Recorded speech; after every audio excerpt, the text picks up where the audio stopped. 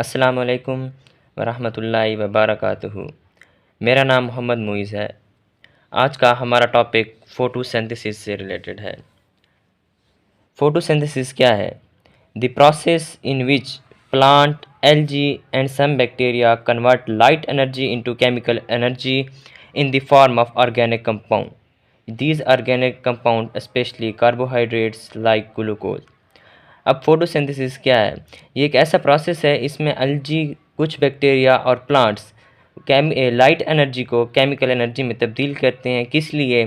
खुराक बनाने के लिए, जैसे कि ग्लूकोज है, और ये ऑक्सीजन बनाने के लिए इस्तेमाल होते हैं।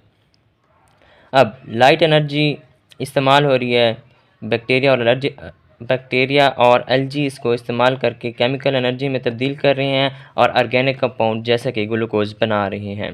अब यहाँ पर कौन कौन से ऑर्गेनिज़म्स ये फ़ोटोसिंथेसिस का प्रोसेस कर सकते हैं? वो ऑर्गेनिज़म्स हैं, बैक्टीरिया हो गए, एल्गी हो गए, प्लांट्स हो गए।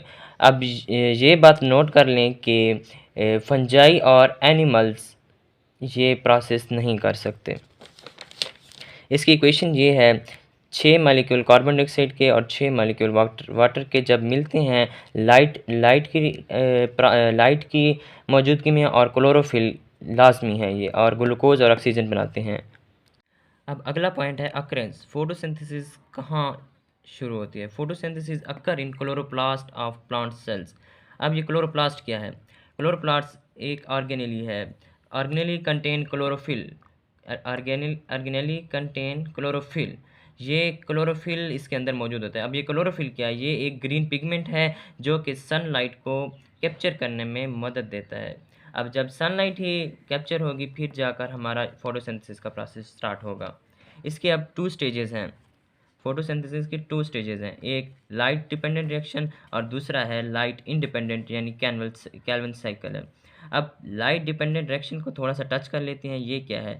Light dependent reaction occur in thylakoid membrane during this stage. इस स्टेज के दौरान क्या होता है? During this stage, light energy absorbed by chlorophyll and used to generate ATP and NADPH. Oxygen also produced as a byproduct. अब इस reaction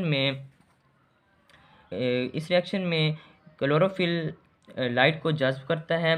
किस लिए जज्ब करता है? एटीपी, जो कि सेल एनर्जी करेंसी है, जो कि एनर्जी के तौर पर हमारी बॉडी में यूज़ होता है। और NADPH भी एक एनर्जी मालिक्यूल है जो कि इलेक्ट्रॉन ट्रांसपोर्ट चेन में इसकी डिवीजन होकर ATP में तब्दील हो जाता है। अब दूसरी स्टेज क्या है? Light independent reaction. इसको हम कैल्विन साइकिल भी कहते हैं। ये लाइट की मौजूदगी में नहीं होता है, इसलिए इसको लाइट इंडिपेंडेंट रिएक्शन कहते हैं।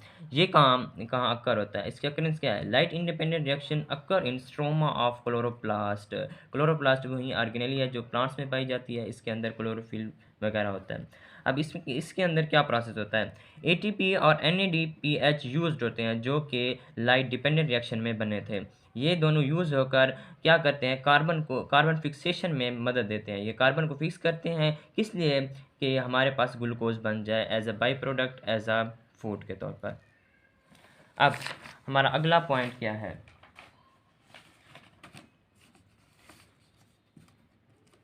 अगला हमारा पॉइंट है फैक्टर इफेक्ट फोटोसिंथेसिस। अब जो फैक्टर फोटोसिंथेसिस को इफेक्ट करते हैं वो कौन से हैं? सबसे पहले इंटेंसिटी ऑफ लाइट हो जाता है। इंटेंसिटी ऑफ लाइट से मुराद है कि कभी कभार लाइट ज़्यादा हो जाती है, सूरज की रोशनी, सूरज की तपिश बहुत ज़्यादा हो जाती है, जिससे प्लांट्स मुरझाने लगते हैं और ये फोटोसिंथेसिस का प्रोसेस कम होना शुरू हो जाता है। उसके बाद लाइट की वेवलेंथ हो गई है। उसके बाद टेम्परेचर हो गया। Optimum temperature for photosynthesis is 20 to 30 degree. अगर टेम्परेचर इससे कम या इससे ज़्यादा हो जाए तो फोटोसिंथेसिस का प्रोसेस घटना शुरू हो जाएगा, इसके प्रोसेस में कमी शुरू हो जाएगी। इसी तरह कार्बन डाइऑक्साइड की मिकदार होगी जो कि फोटोसिंथेसिस पर इफ़ेक्ट करती है। इसके बाद आ जाते हैं last point, importance of photosynthesis. Photosynthesis की इंपॉर्टेंस क्या है? ये हमारी ज़िंदगी के लिए एक बहुत ही ज़्यादा ज़रूरी प्रोसेस है, एसेंशियल फॉर लाइफ। क्यों ज़रूरी है? क्योंकि इसी प्रोसेस के ज़रिए प्लांट्स ऑक्सीजन को तैयार करते हैं और ग्लूकोज वगैरह को तैयार करते हैं, जो कि हमारे ज़िंदा रहने के लिए बहुत ज़रूरी होता है।